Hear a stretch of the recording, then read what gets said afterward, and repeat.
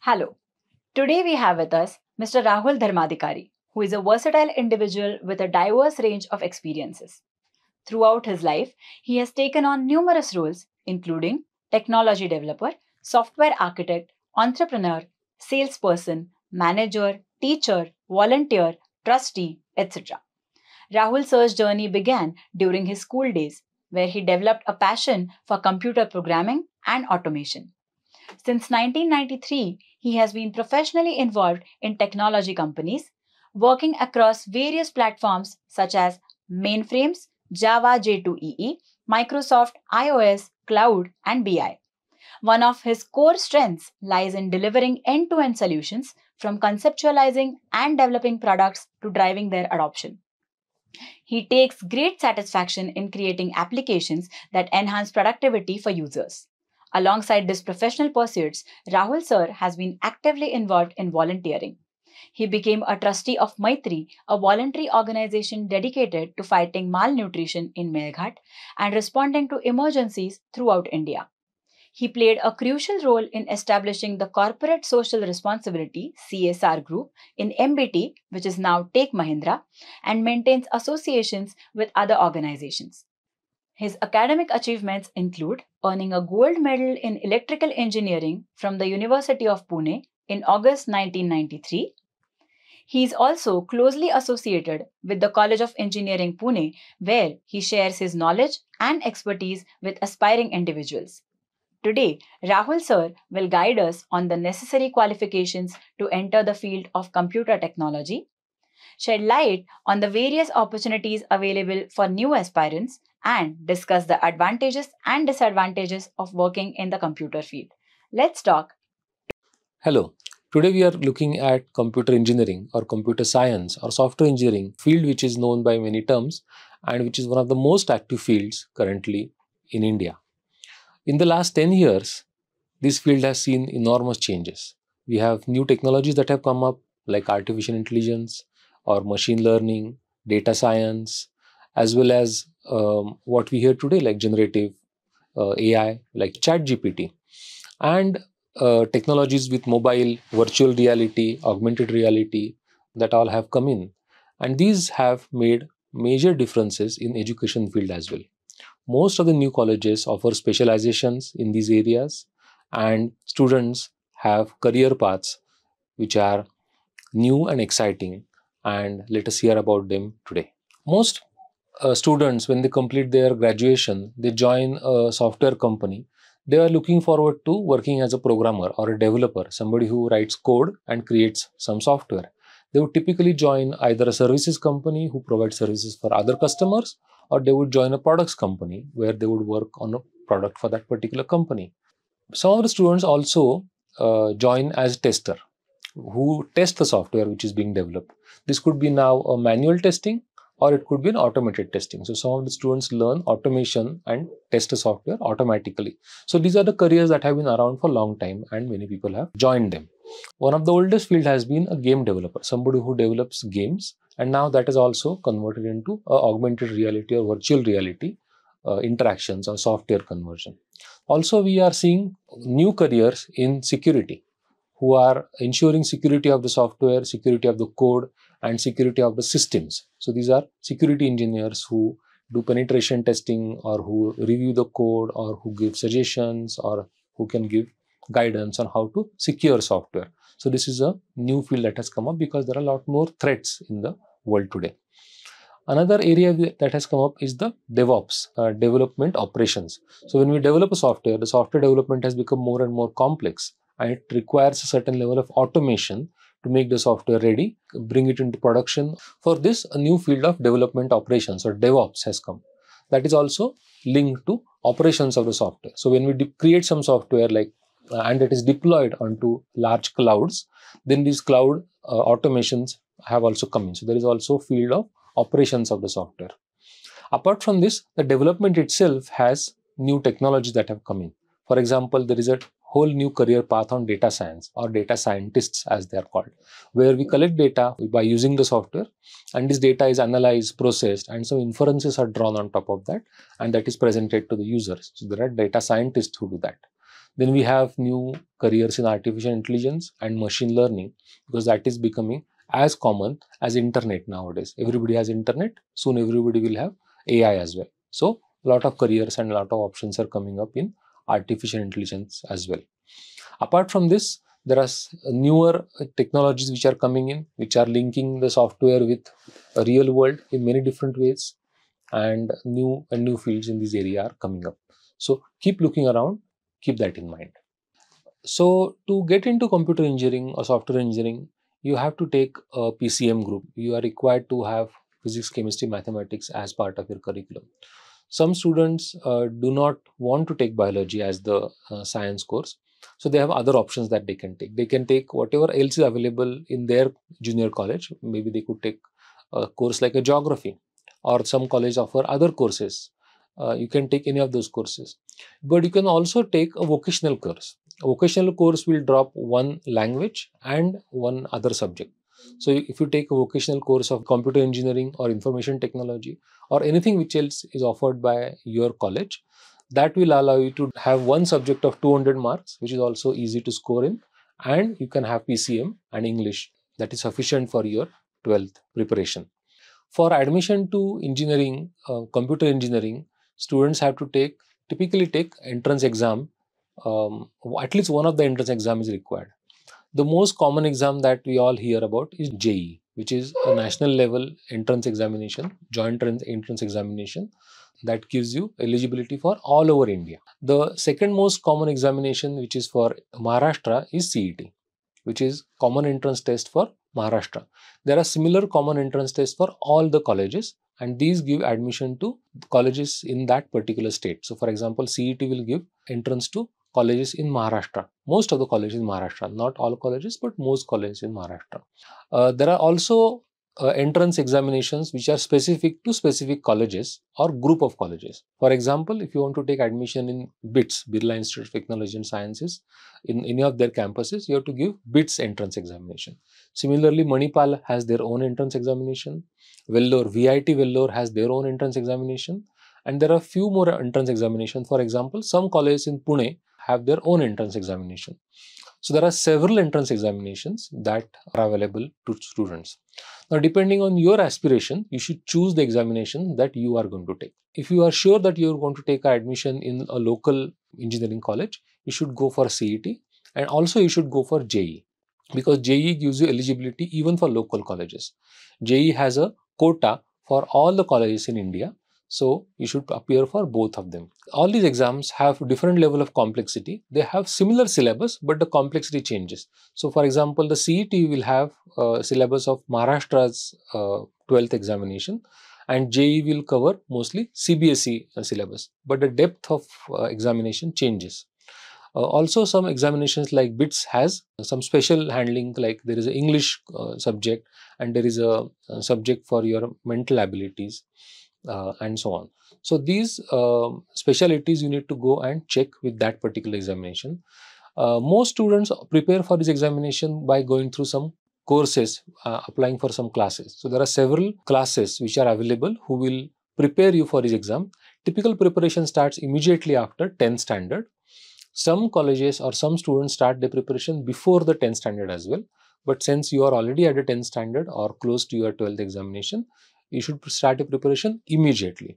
It is advisable to go through some coaching classes, because they will prepare you with the content, the knowledge, as well as they will prepare you for the pattern of the exam, where you take specific types of questions, solve those questions, and do that repeatedly to build a certain level of competence. Because all these exams are short time, like 3 hours, you have to solve certain number of questions.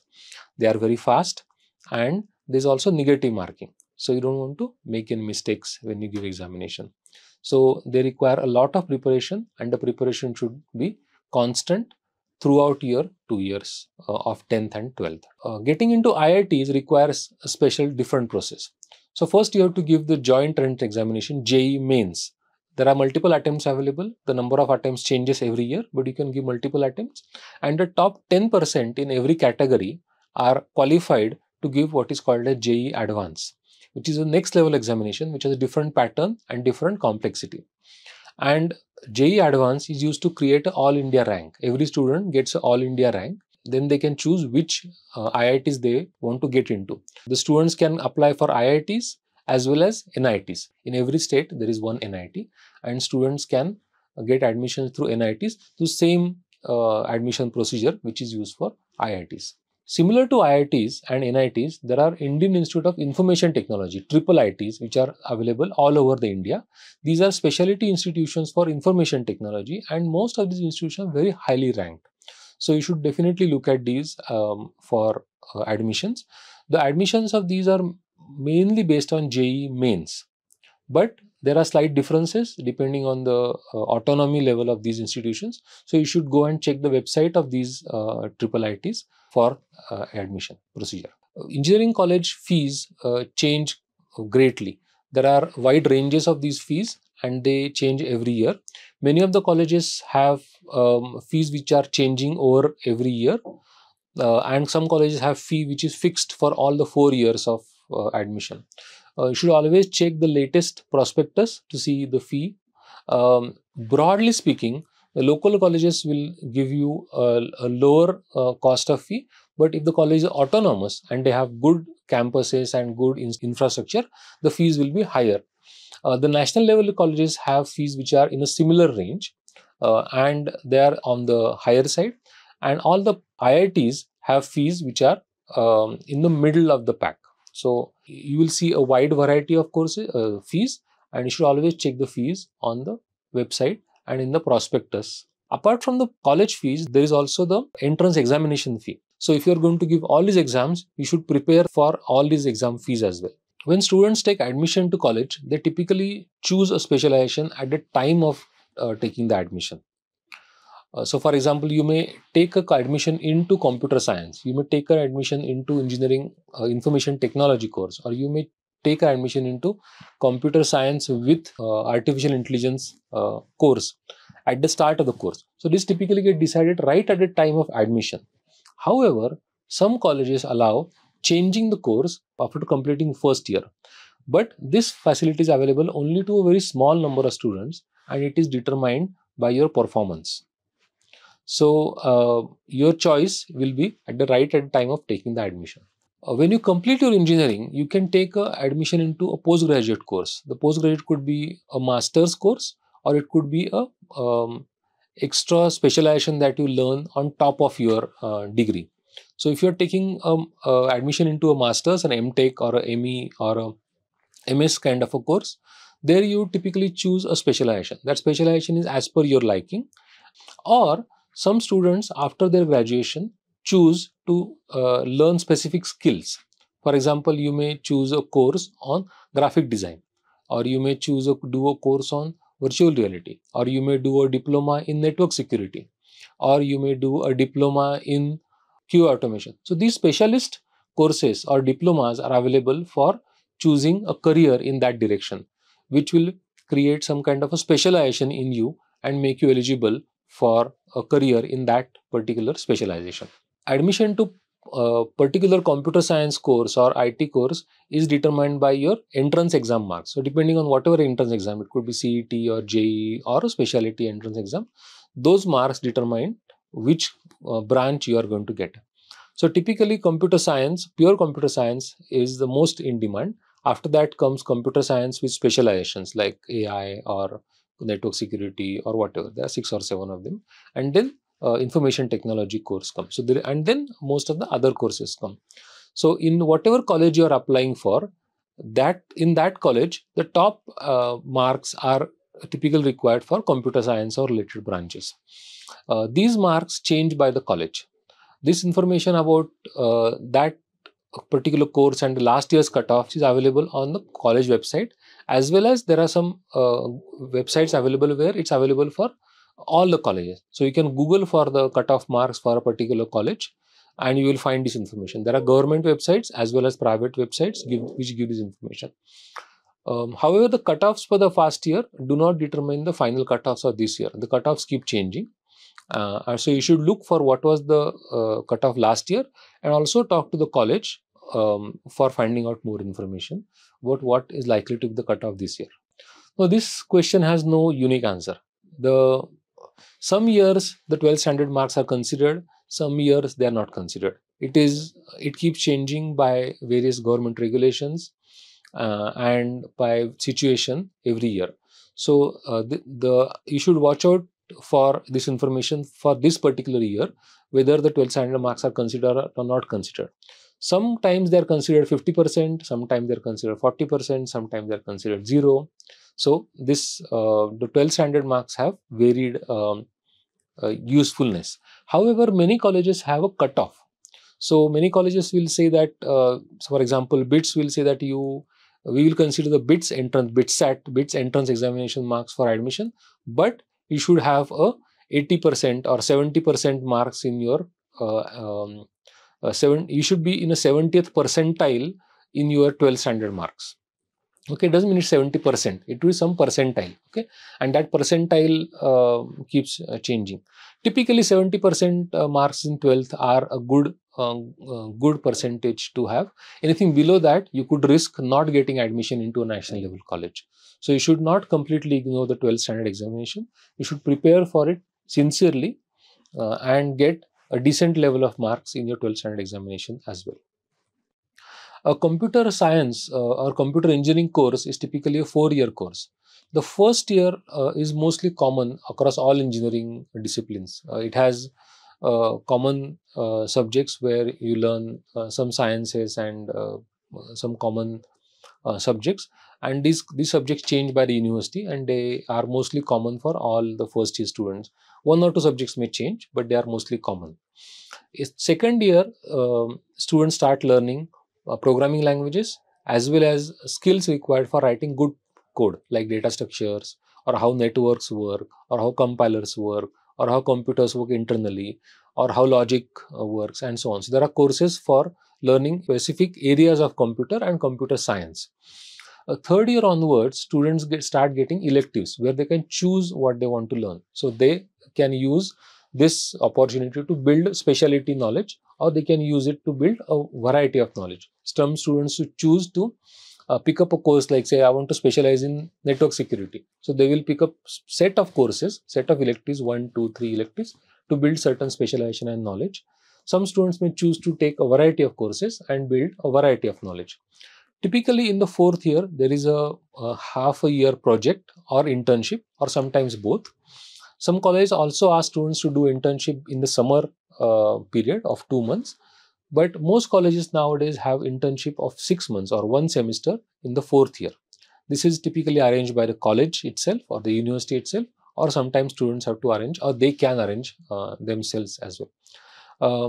Some companies offer internship plus job combination. So you join as an intern, complete the internship. If you perform well, you also get a job in continuation of the internship. Computer science is different from other traditional as well as new engineering fields in many different ways. You are essentially working with a computer, and you are working essentially on the software of the computer. Although you learn some part of the hardware, you are working with a software, which is a flexible piece of equipment which can do many different things. So you essentially learn how to create good quality software, or how you work with other equipments.